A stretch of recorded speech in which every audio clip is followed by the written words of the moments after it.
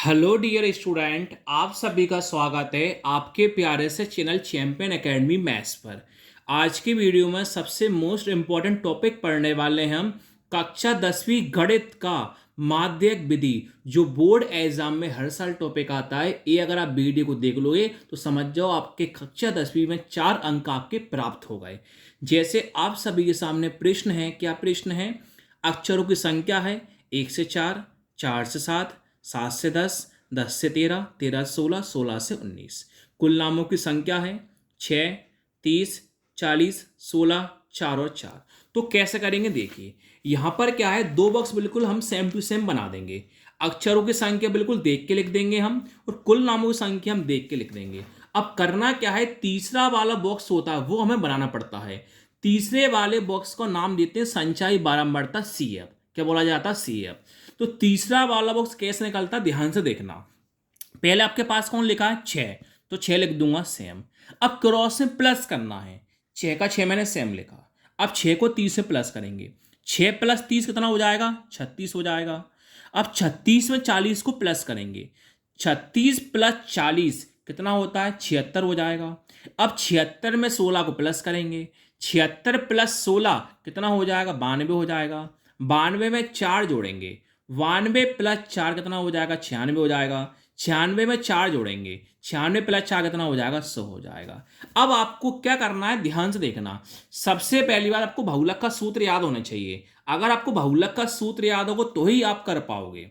देखिए, सॉरी, माध्यक का। तो देखिए, माध्यक का सूत्र क्या है? माध्यक का सूत्र होता है L + n/2 माइनस का CF वटे में F इंटू में क्या होता है? H। तो ये बताओ, आपको L का मान पता नहीं, N का मान पता नहीं, CF का मान नहीं, F का मान नहीं, H का मान नहीं, आपको सभी के मान नहीं पता, तो इस सूत्र में मान कैसे रख पाओगे?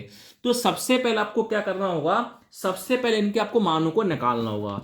अगर आपको इनके मान पता चल जाएंगे तो हम आसानी से सूत्र में मानों को रख देंगे, जिससे हमारा आंसर प्राप्त हो जाएगा। तो पहले हम मान को निकालते हैं। अब हमेशा ध्यान रखना, मान कैसे निकालेंगे। जो भी आपके पास जोड़ने पर संख्या आती है, इसको लास्ट वाली संख्या को माना जाता है n। लास्ट में क्या माना जाता है? n। अब इसका सूत्र होता है n/2। क्या होता है? n/2। n का मान कितना है? 100। तो n में कितना रख दोगे आप? 100। वटे में कितना है? 2। 2 से भाग करेंगे। 2 के पाड़े में 100 कितनी बार में आता है? 50 बार में। अब आपको ये देखना है 50 जो है, 50 किन किन दो संख्याओं के बीच में आता है। सर, जो 50 है ना, वो 36 और 76 के बीच में ही आ सकता और कहीं नहीं आ सकता। अब क्या करना है, इन दोनों बीच में आया। अब हमेशा ध्यान रखना, क्या ध्यान रखना है, 36 और 76 के बीच में तो आया। अब हमेशा ऊपर वाला क्या होता है? CF। ऊपर वाला हमेशा क्या होगा? CF। ऊपर वाला क्या होगा? CF। अब जो भी नीचे होगा, जो भी नीचे होगा, नीचे के आगे वाला क्या होगा? L। नीचे के आगे वाला क्या होता है? L।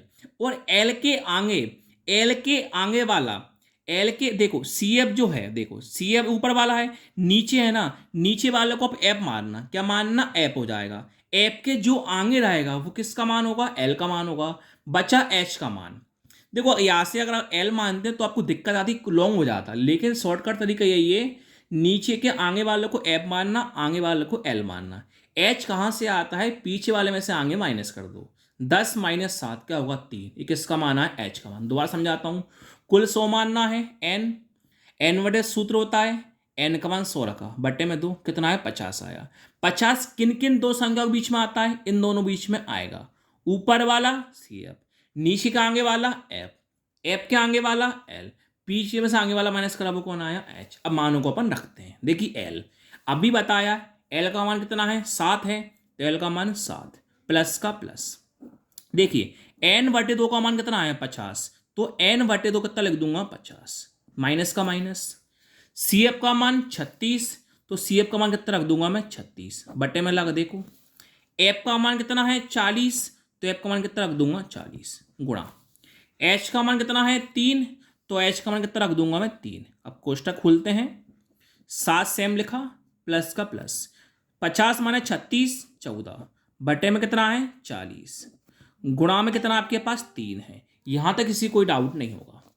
अब 7 का 7 सेम लिखा, प्लस का प्लस। कोष्टक खोलेंगे, गुणा करेंगे, 14 × 3 42 बटे में क्या है 40। अगर एक संख्या भिन्न में है दूसरी भिन्न में ना है तो कितना मान लेते समझने के लिए, एक मान लेते, एक को कभी लिखा नहीं जाता।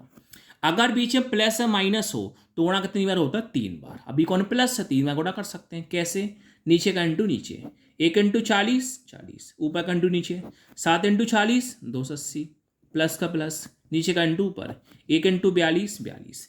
इनको 280 42 को जोड़ेंगे कितना होगा 322, बटे में क्या है 40।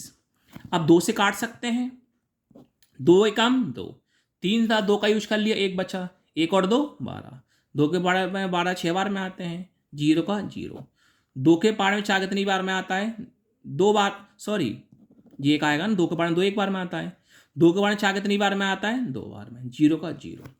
अब क्या करना है आपको, सिंपल है, 20 का भाग किस में करना है 161 में करना है। चलिए करते हैं 20 का भाग 161 में। अब देखो 20 के पार में 161 तो आता नहीं है, लेकिन 161 से कम क्या आता है 160 आता है, कितनी बार में आता है 8 बार में, 1 माने 0 1, 6 माने 6 0, 1 माने से 1 0। अब संख्या क्या हो गई है खत्म, तो यहाँ पे क्या लगाओगे 0, यहाँ पे क्या लगाओगे पॉइंट। अब 20 के पारे में 10 आता है कि नहीं, तो यहाँ पर 0 और यहाँ पर 0।